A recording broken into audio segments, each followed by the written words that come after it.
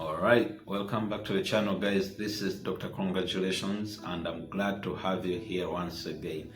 Today I want to discuss something about vaginal infections. So as you can hear, it is something that basically involves women. But do men need this information? Most definitely yes. Why do men need this information?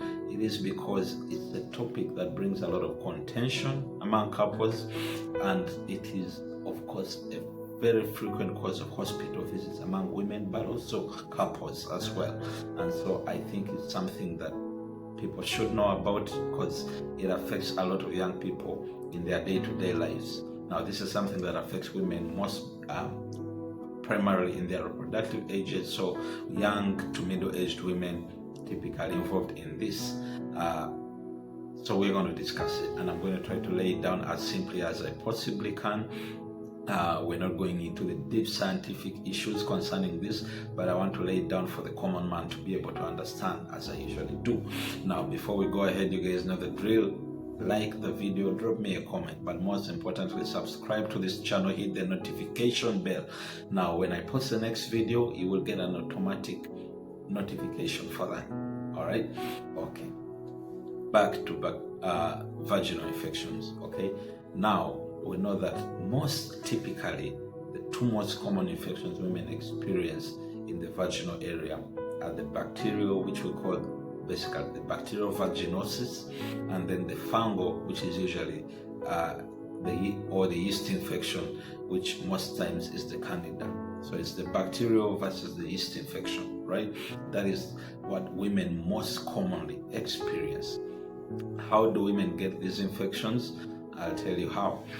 Most times, the thing is, under normal circumstances, the vagina has a lot of bacteria, a lot of organisms, including fungal organisms as well. But the environment within the vagina is typically slightly acidic. Okay, so it favors the predominance of a certain type of bacteria. Now, for purposes of making it easier, I'll just call it good versus bad. Okay, so under normal circumstances, you have both good and bad bacteria per se in the vagina.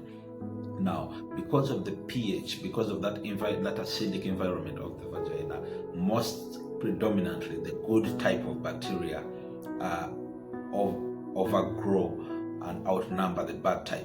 Hence, you don't experience the infections. Now, if there should be any change in the pH in that acidic environment of the vagina, anything that changes and alters that, it will likely favor the growth of the bad type over the good type.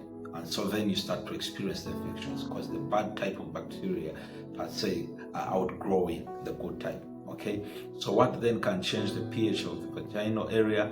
You know, one of the most common things is cleaning. A lot of women do cleaning and use, water, tap water, plain water to try to clean inside the vaginal area, and that alters the pH. And before you know it, you've exposed yourself and the infection pops up. Some women experience heavy periods, okay? Heavy periods, or they experience periods that last for a good number of days per se. So what happens is that the blood that comes with the periods has the potential sometimes to alter and make the environment of the vagina less acidic than it should be, and so that will again favor the growth of certain types of bacteria and hence getting the infections. That is another possible cause for it. But sometimes also when you get a new sexual partner, you may get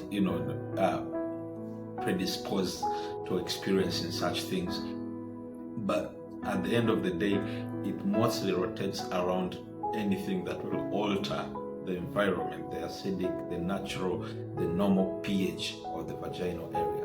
Okay, now how do you tell that you have either a bacterial type of infection or the yeast or the fungal type of infection? Now I'll start with the fungal type of infection.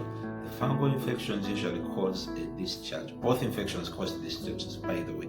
Now, the fungal infections cause a discharge that is, one, it is thick, it is most times odorless, so it doesn't give much of a smell, but it is whitish in color, and so you have a thick whitish, some may say it would appear like spoiled milk, okay, type of discharge. And typically this comes with itching, and you may experience a burning sensation as well. But yes, that is what you get when you get the fungal type of infection or the yeast.